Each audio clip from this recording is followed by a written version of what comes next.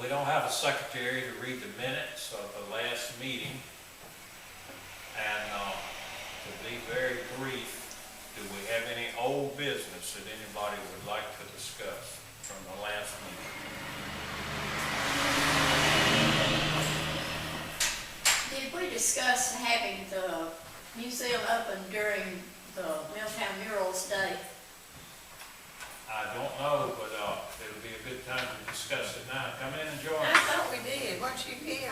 I think we did, but Mary had asked me if I would help host, and we need somebody to help host. We really need it open. Yeah. What date is that? 6th of April. 6th of April? I've got two already scheduled to come in at 10, and it's gonna be from 10 to 3. That's when the, Well, they'll just be uptown until 1. Then we'll go to the park. yeah. Well, I thought we might need to open a little bit earlier, before 10. Oh, yeah. And then we should stay till a little after 1 and then close. But if anybody would like to be a host, be glad to get your name.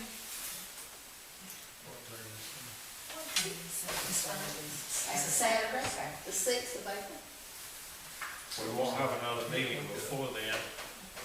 So Okay. if Okay, anybody wants to, that's we'll good. talk about time. Any other old business that anyone can think of? Okay, new business. Brian just gave me a little note here. He says on April the 30th, on Tuesday, at 7 p.m., there'll be a Holocaust survivor that is going to speak at the high school auditorium, and it's free at 7 p.m., April the 30th, at the high school. But when I was in high school at Lanier County in the early 50s, they showed films of World War II. And we had a whole series. Of course, I doubt you could do it because there was a lot of shooting and a lot of carrying on, and I doubt a lot of guns, and I doubt that you could show something like that this day and time at the school because of the guns. But the one thing that I remember was those graves, those mass graves, and then taking those people out of them, and the flesh falling off the bones, and you could just see it right there in the films of Lanier County High School. Okay, under new business, one other item. Someone had talked about the possibility of having a meeting at Burnt Church. Is anybody familiar with that, or any of the plans to have a meeting at Burnt Church? I was asked to bring that up. Yes.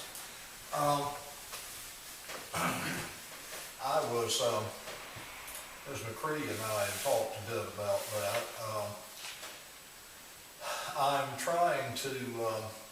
in the process of trying to get together some people that know how to sing the old hymns, the old style. And my understanding was she wanted me to give a talk about the history and nature of the church, and then a dinner on the grounds afterwards. And what date are we? 13th of Saturday, the 13th of April. Okay, that's the next meeting, or near the next meeting. Yes. Would that substitute for the next meeting? Now that I don't understand, I don't know, possibly. I think I heard her say that it She said would. it would. Yeah. It would substitute for the next meeting. And how would we get the word out to the people that's not here? I'm sorry we've taken up your time. How would we get the word out to the people that's not here? Put an article in there like they normally do, they do for our historical society meeting. I say advertise that. Probably most of the local primitive Baptists would like to go back out there to a gathering, so I'll mention it around among them by word of mouth. And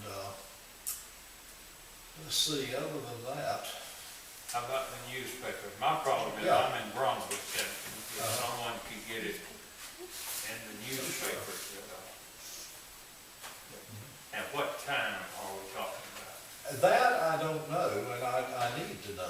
because I need to know the time to tell people to be there. She had mentioned to me about a tour of the cemetery, and after the history of the church, Yeah. give them a tour of the cemetery, some of the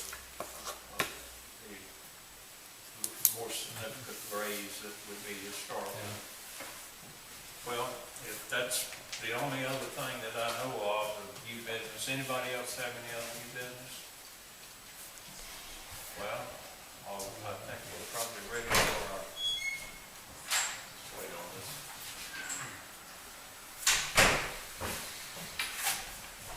Hello.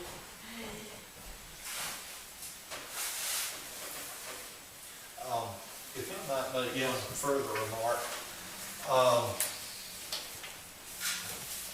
don't know if there's enough of us here to make a decision about it, but the customary time to meet out there was always 11 o'clock. And then sing a half an hour or so, and then, you know, a brief talk about the church, and then tour the cemetery, and then eat. Sounds reasonable to me. Okay, that sounds good. Is that, did you want to put that in the form of a motion? Yes, I move that the meeting at of the society to be held at Union Church commence at 11 a.m. on Saturday, the 13th of April. Here a second. I second it. All in favor? Any opposed? That's passed. Let me take 1 minute. I saw Nancy come in. Sorry. Last Saturday night? Saturday night. Yes. In 1955, we have a basketball team that went undefeated. They won the state championship undefeated the entire season. And last Saturday night, we went to Ray's Mill Pond. I didn't make the team, but Bright Greer was present, Louis Scheich was present, James Raymond Studster was present, Annette Bostic, which is Annette Baker now, she was a cheerleader, she was present, and a few others, and Nancy was present, and we all laid out at Ray's Mill Pond, and then we went to, my wife and I got the old Emery batting place on the lake. We went out there to hit so that they could sit around and tell 1955 basketball stories. Anything else? Sure all of us know our speaker.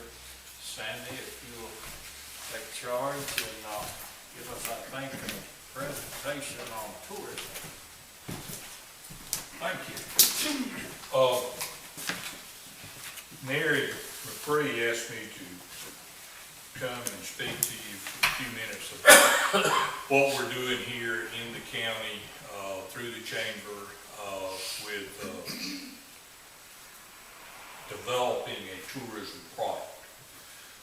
What we are, what are we trying to sell to tourists who come from the outside to visit our community. You know, we have people coming every week just about. Nell has groups that come and call, and I think Monday we got a group of 10 to 20 coming to tour the murals and because they've heard about it. And our community is, because of what's been done here with the murals and the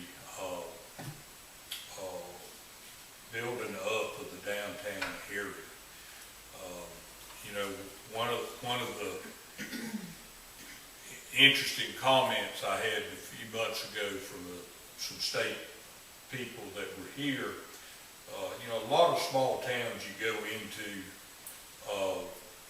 our size or even larger than us, you've been through and you just see walls of a building and everything in it's either burned out or fallen in, or the roof's fallen in, or something's happened. The downtown does not look right. And so there's, you know, they put on a drive, people in the community, to try to bring back some life to the downtown area. And the comment was made to us by the state people, well, you don't qualify for some of the things, whatever, because you do not have a blighted community. So, I mean, that's great. That's great that we don't. Because a lot of things have been done locally to restore buildings like this and all the way down the street, or both sides of the street, just about all of downtown. The buildings are in basically good shape. We need more businesses in the businesses. We just lost one again next door, and on the corner. But we need to develop the downtown with quality businesses that people want to come here to shop or to eat or whatever. But what I wanted to go over with, and we don't have many of these, and they're not really to put out into the community, but they are for groups like the Historical Society and all to look at. What, maybe now 2 years ago, we first started, 2 or 3 years ago, talking to the state tourism people about coming here and looking at our community and telling us what can we do, what can we develop here, what do we need to do. We've got a lot of things, but how do we market what we've got? We got a lake, we got a river, we got a nice downtown. You know, we got a lot of new niche agriculture coming up here, but how do we market, how do we say what we have here? So this state tourism group came here back in November, spent 3 days touring everything from Burnt Church to cemeteries, excuse me, Fender Cemetery to the olive farms to downtown, Banks Lake, river, everything. Looking at all of it, brought in people that were, excuse me, experts in those particular areas, and people who could look at it and say, well, we can help you get a grant to do this, this, and this. We've got a beautiful facility right here south of town, Freak Center. Excuse me, a great arts facility. So anyway, they came back about 2 weeks ago and gave a presentation and presented us with this book. They said, here's what you can, some plans, here's some ideas, here's some things that we can start helping you to put together. Excuse me. Little allergies, I think. But one of the things that they wanted us to understand is how important tourism can be to to our size counties. This is economic development. This is where money comes to our community quicker than any other way. We can talk about putting a new industry here, we can do these kind of things, which is great that we put 50 people or whatever. But when you bring a group of people into this town to see the murals, and they eat at mozzarella pizza, and they spend money there, you know, it's how that dollar just moves about the community. And if we had a bed and breakfast here or something like that, somebody stays overnight, or they go down here to Jet Foods and they buy gas, or they eat at McDonald's, or they do whatever. That's sales tax dollars. And that sales tax stays, big portion of that stays right here. So that's how one way that we can get money back into this community is through tourism as economic development. There's a lot of ways to look at it in developing that product. The state is ready to help us. One of the things that you will notice, our leadership, Lanier classes, the last couple of them have pointed this out. You know, sometimes when you live in a community, you just are here and you don't think about how other people might see it. It's like I was in a seminar one time, a guy talking about a retail business. He said most of the time in retail business, the owner or the managers were standing back here near the cash register. He said every so often you need to go to that front door and look in and see what the people that walk in the door see. So we need to do that in this community. One of the problems that we have, while we have a lot of beautiful things around here, is signage. We have very poor signage. We don't have anything that really directs and tells you where things are. Where is Banks Lake? You know, where is the riverfront in here? If you come to this town, our governor, Ed Rivers, made certain that all the state roads came to downtown Lake. Well, so people come here, so we need some signage, correct signage, that tells these things. It tells a little bit about what's going on. We have asked our state representative, Jason Shaw, when he's introduced this session, is to start up here at the porch on the left side of Main Street, all the way to the county line, and designate Governor E.D. Rivers Memorial Highway. That goes straight by his house and straight out by Banks Lake and covers that whole area. That's another way to give us some signage. People don't really know where we have people calling all the time. How do I get to the 3 center? Where's the 3 center? It tells you when you get out there. But if you're in town, you don't have to. If you come to town as a football fan or a basketball fan, as your kids are playing down here, we don't have much way to tell people that our gym is here, and our high school is here, and our football stadium is there. So we need to look at these things from a tourist perspective and see how they see us as far as signage. One of the things that I wanted to ask you or to urge you as a historical society is the historic preservation. We have one building in this town that is on the National Historic Register, and that's the 3 Center, which is on there is Lanier County High School grammar school. That's not our only building.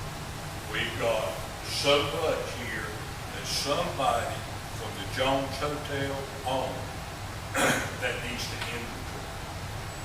And we need to get these things designated and put on there. That becomes very important in bringing in tourists to the community. If we can make that into a historic residential district down there in that community, that would be great. Those are the kind of things that we've got to figure out ways on our historic preservation. We've already started a tremendous effort down here. Thank you, ma'am. It's not cold, but I it's don't care. wet. The 3 Center, you know, it's been restored just beautifully. And it has cost a tremendous amount of money to do what was done down there. And these people in this community can be very, very proud of themselves. It's all been done privately by donations, events, different things that were done there. But over $2 million has been spent on that facility with no tax dollars whatsoever, all a local or regional effort. And we've got a great facility for the arts, and it's being used, you know, very regularly from everything from wedding receptions to, you know, dinners and banquets, all kinds of things. One of the, we need the state is very willing to partner with us on things that we can do here that's one of the benefits of the group that came. The state tourism, 2 or 3 years ago, started this, and smaller communities in our state are given this opportunity to have this group to come. And the week they came here, they spent half the week here and half the week at home. It's about a $60,000 to $80,000 investment by the state to find ways to help the community and grow economically. So they're there to help with all kinds of things. As they looked at our community, they talked about Lakeland heritage tourism, Lanier County's history. They pointed this out. Who are we named after? Lanier County. Sidney Lanier.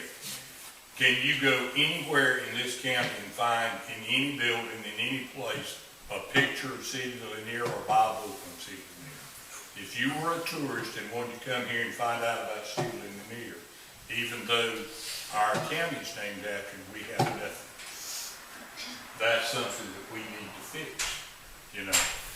Another thing, heritage tourism. Those of us that remember, come on in. Those of us that remember in 1970, early 70s, what movie was filmed here? Gator. Gator. All right. We laugh about that as that movie, it was just a fun little movie with Burt Reynolds.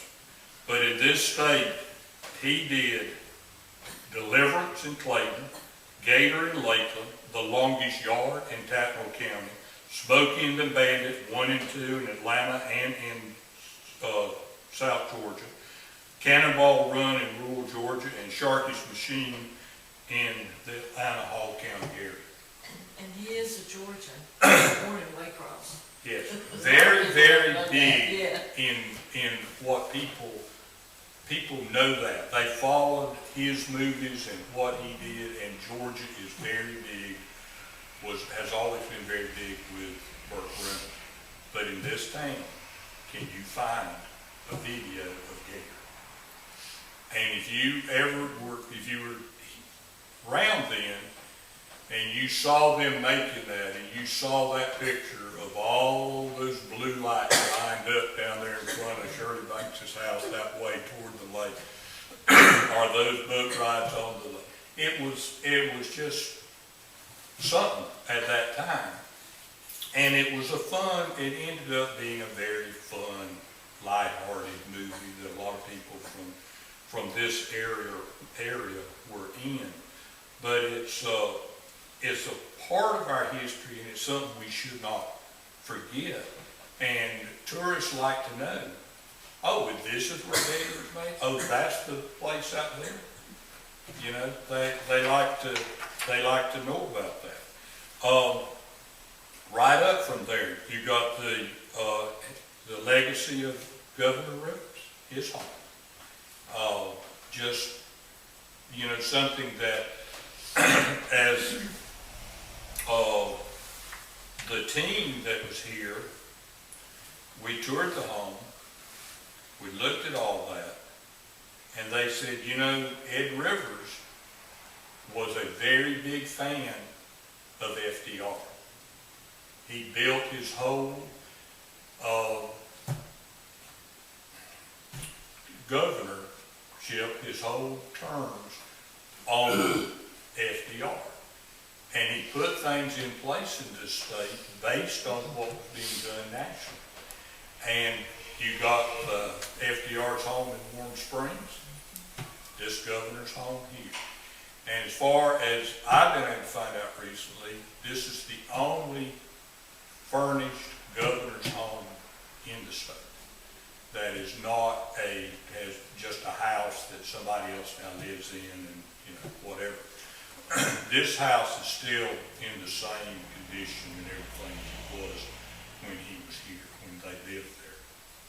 So the state has said, the tourism department has said, we can make a connection between those two things. Ed Rivers, Nell and I was talking about the other day, I don't know, it's pretty well documented in places, but he was possibly the first one that went to Washington and said to Delano Roosevelt, we have a piece of land down here that could be an Air Force base. And when it became Moody Field on the backside of Banks Lake and over in that area. So between free textbooks and all the other things that you know, the paving, the electrical grid that was advanced in the state, all these things came about because of that governor that's on that wall up there. You have also in our Lakeland Heritage Tourism, you have Union Church, Berkshire. I know in talking to Mary McCree, that's one of the reasons she wanted to have your annual meeting there, was to go back to that heritage of that being, if I'm right now, that would be the sort of like the mother church of Protestant churches in this area. Yes. Would you look at it that way? And tell them about Bruce Green's ancestors being buried out there. Right. The head of the delegation's ancestors. Who was it? Bruce Green is the state tourism, head of product development that came, and we walked in the gate, his grandfather, grandmother, his family, His great, whatever. Drawleys and Greens. The Greens were right there, the Greens and the Drawleys. Drawleys were his other, and so was what was the lady? Which I had never heard that story. What do they call those? Consort. Consort. His great-great-grandfather's consort, whose grave is pointed in the other direction. We don't do much of that anymore. We call them something else now, don't we? But just as you go into the graveyard on the left, when you go in that gate from the church on the left, you'll see that, and it's a grave pointing in the other direction. I can tell you a good story on one of his green ancestors too, from the minutes at Burnt Church. Oh, really? Well, he would love to know that, because, but, you know, one of the things we learned from that is, as you were talking about earlier about singing, that's what they talked about. How important, that becomes a very big part of tourism, heritage tourism, when you can have that type of singing that was done in churches like that, and bring that back and have that to people to be able to see and hear what was actually done then. There's vandalism in that church, you know, and it's some things are not in good shape at all. Well, in April, I hope to be able to apply for a grant with the state to put in a solar security system. They do that now for historical properties that are outside in the counties, because that needs to be protected. It's surprising to me it's not burned down church now, because people are, even with the big fence around it, are breaking windows out and doing different things to it. So it is something that needs to be protected. When we look at the arts, how important they are in our community, and we already have, due to nail work, dedication and everything, to make sure that our history of 1925 period is protected and preserved here on the walls around here. And you won't find anywhere the quality of murals that we have here, and the number of murals. And as they asked us then, they said, we've got to start developing ways to bring these murals to life to a person who comes to this community.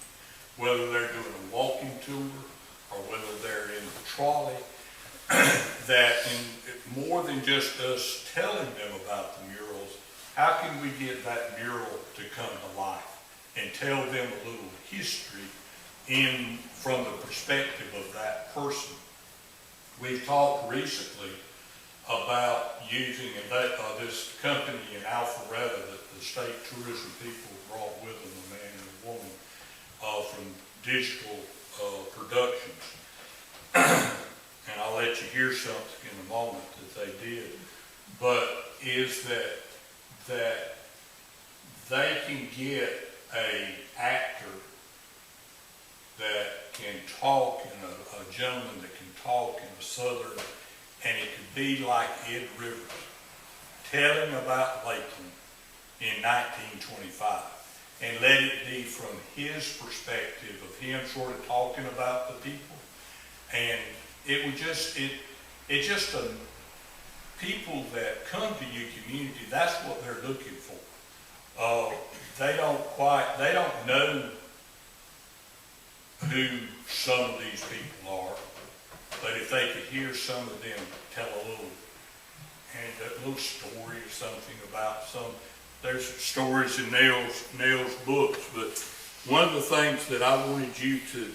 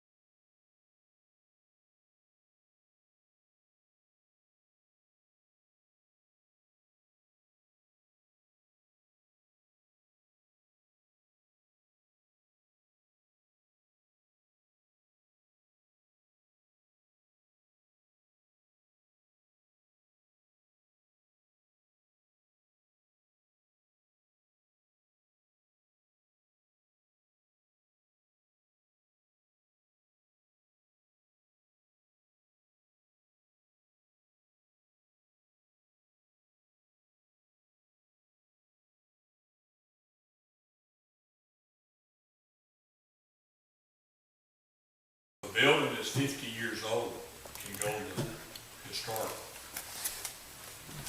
The old city hall that Bill Rockmore was mayor is now historic. We think of this building, or, you know, these buildings as being historic, but that is historic, and it now, they said, that when they were here, they looked at it and said, it needs to be preserved for that time period. You know, and it is it could be something for tourists. It could be, you know, there's numerous things that could be done instead of tearing it down and making a parking lot. So, just like I said, these books are here for you as a historical society to look at, and, you know, you can pick out some things in here that you might be able to take on as a project to help. But if we're gonna bring tourists here, they got to know, I mean, we gotta be prepared for it. As one of the guys said that was here, he said, you know, you bring tourists to town and they've got a family in that car and they get out at the whatever place to look at, whether it's the Rivers House or the olive farms, what's the first thing they want to know? Where's the bathroom? So are you prepared with the bathroom? You know, we find that out every year with the Milltown Boat Day. Where's the bathroom? You know, and we gotta start thinking like that as those people that come here and what they need, and we gotta make them happy, because if you know, you can talk to Nell or you can come to the chamber and spend a little bit of time. It is amazing, the people that are coming here now, and the olive farms, for one thing. They all want to see the olive farms, because these are the first olive farms, olive trees, in 100 years or something in Georgia. It's receiving national attention. Next Friday morning, there's a state group of dignitaries that are coming on a statewide tour for about 3 days. They're going to come to Lakeland. They want to see the olive farms. They're going to eat, where we're going to serve them Gala grits and all that at Nell's Cabin at 8:30 that morning. But it is it's either 21 or 26 people that are consul generals, all kinds of high dignitaries from just from Canada to Turkmenistan, just all kinds of countries, because we've been having worked with them on not offending certain heritage with our pork and all that kind of stuff. But they're coming here because they want to see olives. They've never seen a Georgia having olive trees. And they want to know about that and our olive oil and what we do here. You know, if you might have seen that the day after the inaugural, or the morning of the inaugural, an Atlanta chef, Arthur Smith, had a breakfast for the Obamas, and he served Gala grits and George Lanier County olive oil.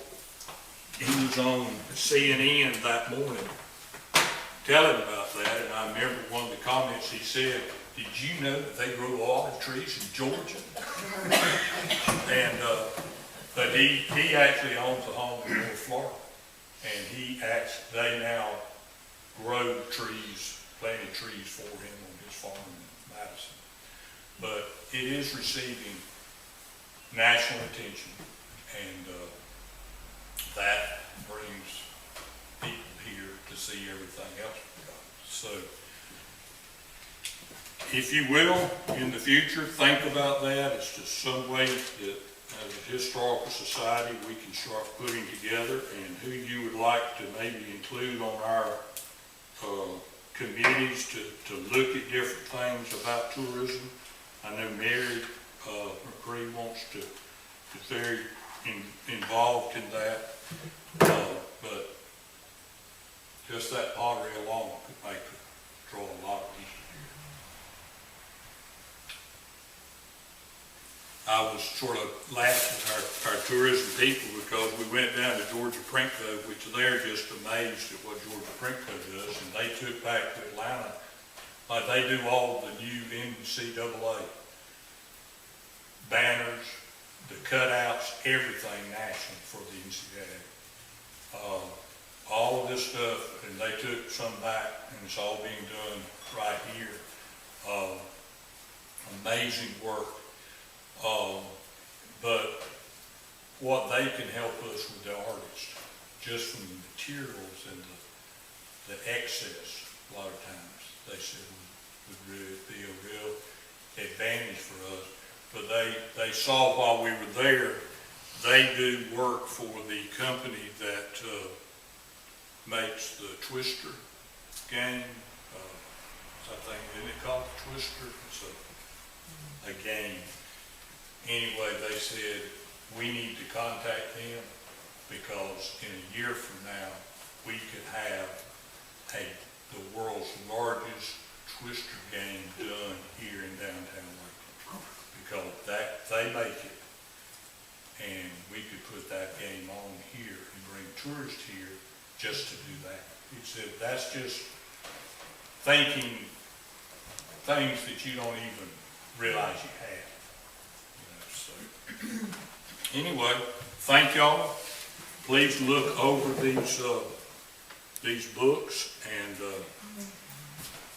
let me know what you can do what you want to do to help.